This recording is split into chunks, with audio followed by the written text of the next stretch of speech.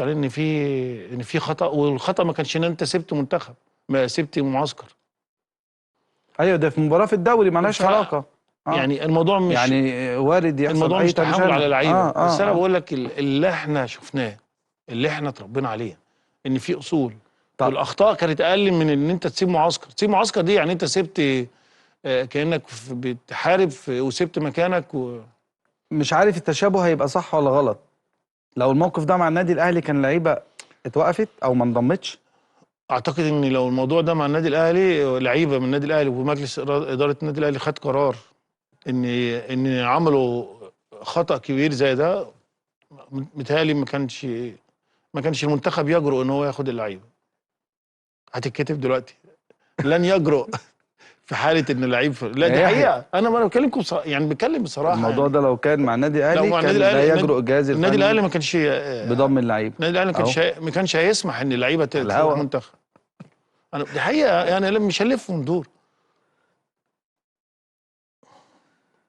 طيب ماشي، اعدي الجزئيه دي، مش هقدر اقول لك حاجه. انت بتقول كده من منطلق ان ده حصل اوريدي معاك، بالظبط. وحصل مع كابتن ابراهيم على فكره.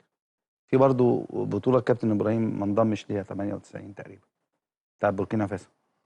98 كان في ايقاف كان تقريبا في برضه ايقاف، ولا بس كان ده ايقاف في الاتحاد الافريقي. اتحاد افريقي؟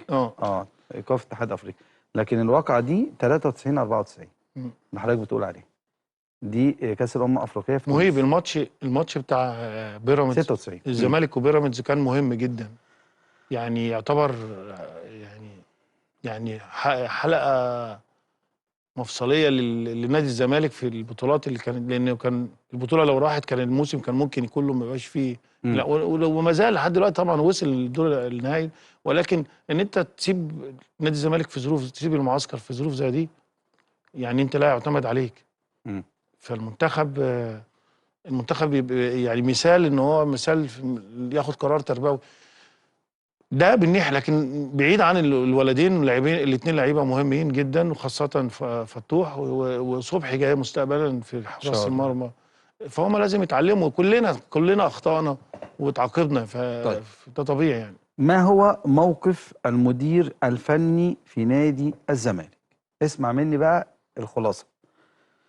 المدير الفني لنادي الزمالك، في ناس اتكلمت وقالت لك كابتن احمد سليمان سافر ايطاليا وكان مجهز مع مدير فني، كل ده جميل. طيب الوضع دلوقتي ايه؟ ايه اللي هيحصل في نادي الزمالك؟ من هو المدير الفني القادم في نادي الزمالك؟ المدير الفني الحالي والقادم هو معتمد جمال. معتمد جمال